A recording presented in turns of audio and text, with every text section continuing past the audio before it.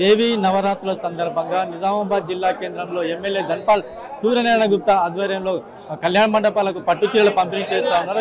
సుమారుగా ఇది 10 సంవత్సరాల నుంచి కూడా ఈ విధంగా చేస్తూ ఉన్నారు. అయితే కళ్యాణ మండపాలకు ఉచితంగా ఈ విధంగా చేస్తూ ఉన్నారు. ఇదే అంశంపై మనతో మాట్లాడడానికి నిజామాబాద్ అర్బన్ ఎమ్మెల్యే ధన్పాల్ సూర్యనారాయణ గుప్తా ఆయనతో మాట్లాడే ప్రయత్నం చేద్దాం. సార్ చెప్పండి, చీరలు పంపిణీ చేయాలని ఎప్పటి నుంచి పంపిణీ చేస్తారు? ఈ ఆలోచన మీకు ఎందుకు వచ్చింది? బోల్ జగదంబే మాతాకి జై. అమ్మదయ ఉంటే అన్నీ ఉన్నట్లే.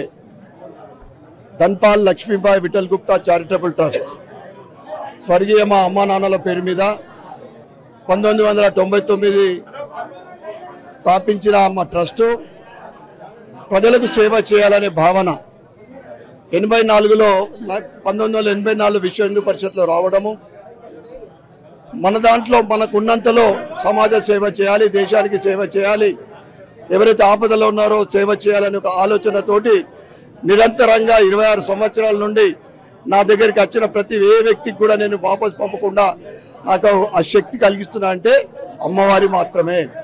ఆ భగవంతుడి ఆశీర్వాదంతో ఈ శక్తి కలిగిస్తూ ఉన్నాడు. ఈ దసరా నవరాత్రులలో మండపాలకు చీరలు ఇవ్వాలనే ఒక ఆలోచన 6 సంవత్సరాల క్రితం కలిగింది.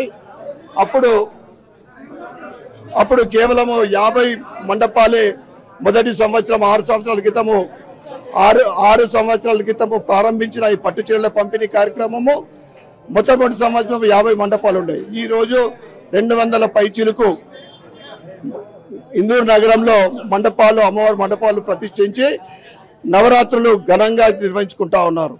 అంటే దేశవ్యాప్తంగా సనాతన హిందూ ధర్మం కానీ దేశభక్తి కానీ ప్రజలలో పెరుగుతూ ఉంది.